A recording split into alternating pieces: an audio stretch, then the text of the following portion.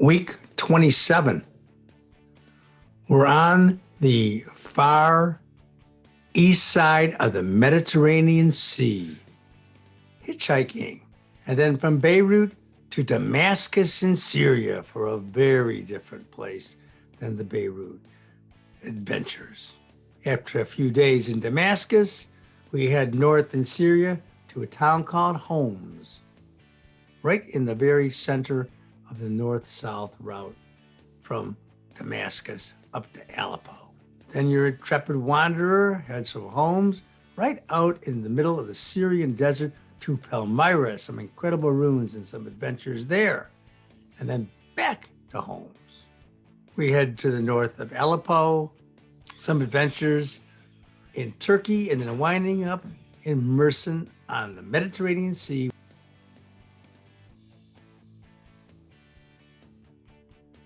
So going from Beirut to Damascus, it's a short distance. It's only a couple hours on the road, but it's a big deal because I was going to Syria. And Syria was a place that I was familiar with. I loved the Syrian bread when I was a kid, but it had kind of a mystique and it was scary. In fact, my buddy Maurice, when I asked him about traveling, I said to Maurice, "Hey, Maurice, what do you hear about Syria?" And he said to me, "I only heard one thing about Syria. Don't go there." So here I am on my way to Damascus. So I'm sitting in a field near the border with Syria on the split of the road to Damas. That's what they call it there. I got my last Lebanese shit to blow and I'm blowing my flute. And somewhere between there and here in Damascus, I actually lose my good old North African flute. Oh my God, this flute had become a big deal to me. And the cool thing is though, at least I was in Damascus and I should be able to buy a great flute rather cheaply because I saw and played that beauty that the guy had bought, the guy in the Palestine Liberation Front office in Beirut. He had bought that in Damascus, he told me. So I thought, at least I'm in the great market. I'll see if I can find it.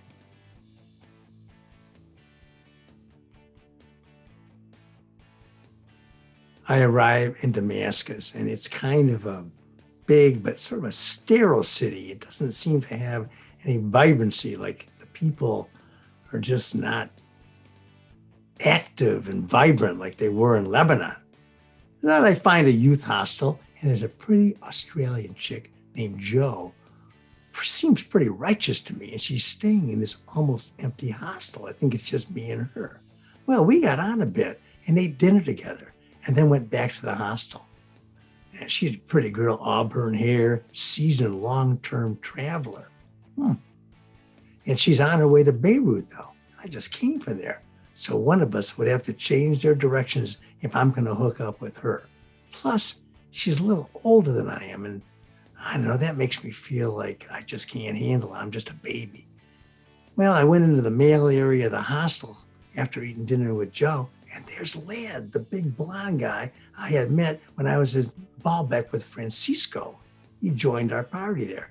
And I really liked this guy anyway. And my God, he brought some hashish, some shit we called it, literally up his ass across the border from Lebanon, because I wasn't going to do that. Well, I had it all dreamed up. I'd be falling in love with this pretty Aussie, but I really dig Lad, and he's going in the same direction as me, so I'll probably head off with him now. Last night, Lad and I went out to blow some shit in the park and found these two incredible guys, a Turk and a local. The Turk spoke English very well and was quite humorous. He told a great story about him and a German prostitute in Germany, the best night of his life. We went off to the city and Lad ate a big meal at a fancy restaurant, 10 lira.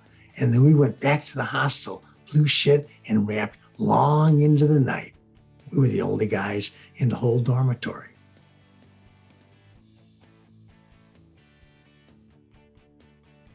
It's the next day, and Lad and I make it to the market. And then we go into the Umayyad Mosque, which is built next to the Temple of Jupiter. from Roman days. And now, of course, is a mosque, but it has St. John the Baptist mausoleum in the center of it. We do a tour, we grab a hold of these capes. They really were like robes that the women had to wear who went on the tours. And these were the Western women that we went with. And we put these silly capes on and we go in there and slink off. And we decide we're going to see this thing. We are going to be part of this prayer session. And we sit out there, we smoke some joint out in this courtyard. And then we go in to the fantastic hall with the carpets and the men are lining up and the Mosaians are speaking out and they're doing their prayer sessions and their heads are going to the ground and their asses to the sky behind them in our faces. And there we just felt at one with God. It was a wonderful moment, a wonderful day. And when we leave there, Lad rips off the black robe. Oh, what a nut.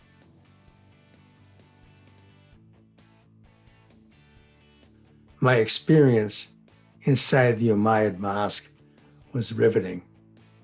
The fact that the real St. John the Baptist is in my presence and to be participating in the prayer session where I really wasn't allowed to be, but Lad and I, we had this spirit of the road. We could do anything and everything. But being in there and hearing the Mosaic call out after we had this buzz on and being part of this whole phenomenon of the men coming in to the mosque, lining up and praying was just an incredible moment, and to be part of it with John the Baptist in our presence.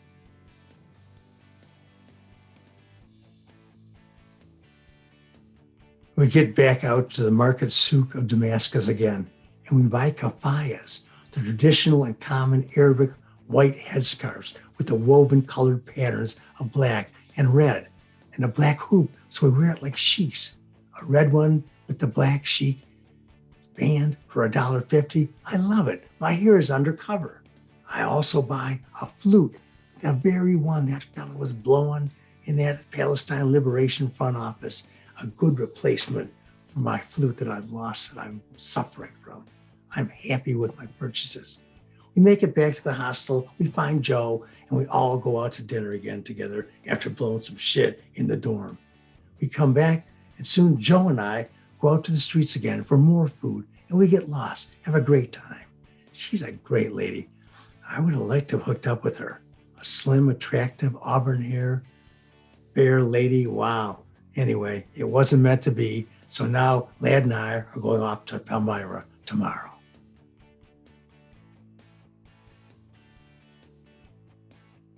This fella behind me, that's what I saw when I got to Syria. In Damascus, Lad and I picked up red and white kafayas, and we're wearing them just like this to cover up our hair so we could kind of go undercover.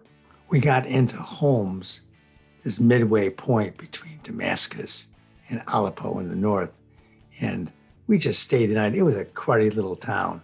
The main thing for us was to get out to Palmyra. That was our goal because we had heard this was really a fantastic place, and wow, it was. The stuff behind me is just the beginning. It was quite an incredible place, and Lad and I spent the night out in some kind of a mausoleum of sorts with our sleeping bags. It was terrific, and the sun was beautiful, and then the moon came out, and we had a fantastic time in this incredible town.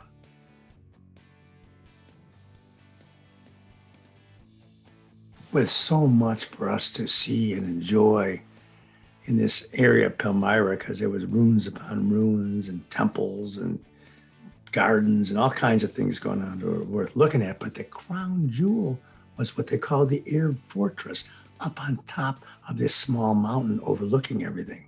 So of course, Lad and I had to make our way up there. And we crawled through and we came up through caverns and through various passages, and we were out there sunning. Frankly, I think we were nude.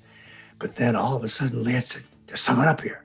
Suddenly, an army fella in a uniform appeared and spoke in broken English, telling us we had to leave that area. For what reason, we don't know. Well, another brush with the law and the military. Just seems like it was part of the trip.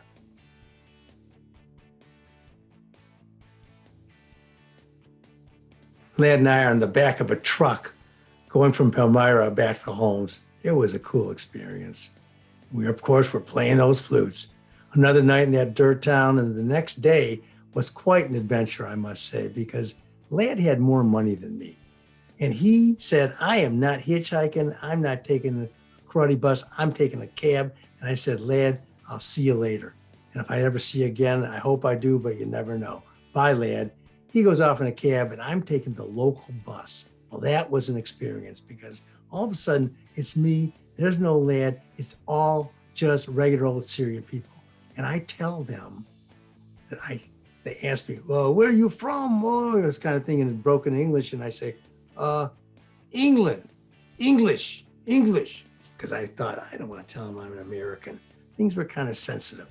Well, I get off and these guys think I'm English, but Lad is waiting for me in Aleppo at the bus station and embarrasses the shit out of me. Yeah, these guys helped me find a hotel, and that's how they found out because they saw my passport. That wasn't very much fun. But Aleppo was kind of a cool town.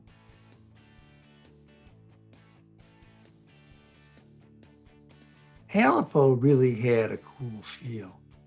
It was an historic town, and it had a vibrancy to it, unlike Damascus, frankly. So let's take a look at Aleppo for a second. Got some character.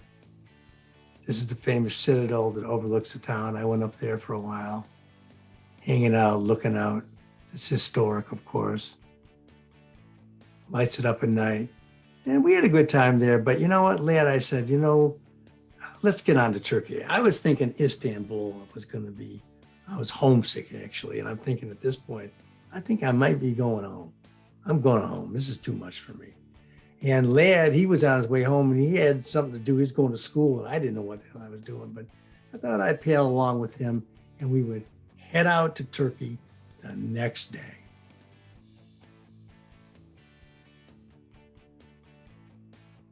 We get back to our hotel and we get packed up and then parading around the downtown trying to find a taxi to an invisible town at the Turkish border. It's our last exposure to Arabs and they hassle us to the end, but it was a gas. We get ripped off for the price of a taxi and then walk 5 kilometers through beautiful green hilly country that rose into small mountains.